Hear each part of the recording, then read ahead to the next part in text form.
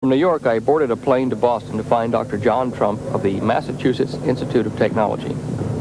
Dr. Trump was now retired from the company he founded, High Voltage Engineering, but he agreed to meet me at the company office the next morning.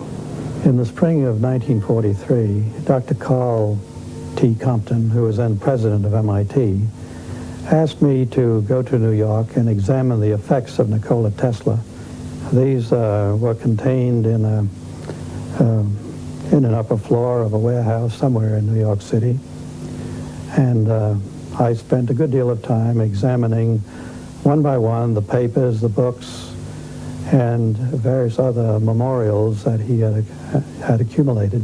But I was particularly looking for something which would be evidence of a secret weapon, which I was reminded by the agents, the two agents who were present during the entire time, was a matter of concern to the United States.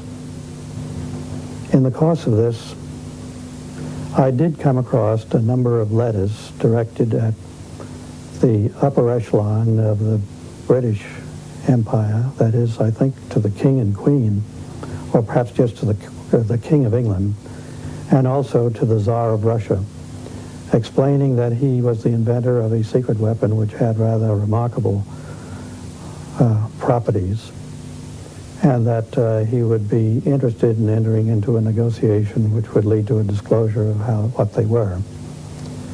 Of course, I spent a good deal of time looking through these papers, trying to find out what the nature of this secret weapon was.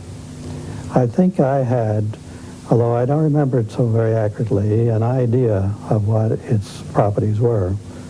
It had the capability of acting at a great distance, of being destructive to flying objects and things of that kind at a place which was remote from the source. But nowhere in his technical papers did I find anything which revealed an explanation of just how such a device could operate. I believe that you also opened another box, supposedly a secret weapon that he left at another hotel. Can you relate that story, please? Yes, when I had substantially concluded my study on the following day, I think that was a Saturday morning, I was reminded by one of the two agents that there was a box being held as a security for an unpaid obligation, and that this box was an item of considerable value and may indeed itself be the secret weapon, that it was armed and therefore it probably was not touched. Were you nervous doing this? I found it a matter of a bit of concern. However, I realized that this had to be done, and so we taxied down to this hotel. The agents identified themselves and their credentials to the assistant manager of the hotel, who led us to a room. This room was essentially empty except for a table and a steel cabinet against the wall, which was opened. I think perhaps he opened it with a key. The cabinet itself was empty, except on one of the lower shelves was a package, a box, a rectangular box of ordinary size, which was wrapped in brown wrapping paper. It turned out to be a highly polished box with brass clasps, and it looked more like an instrument case.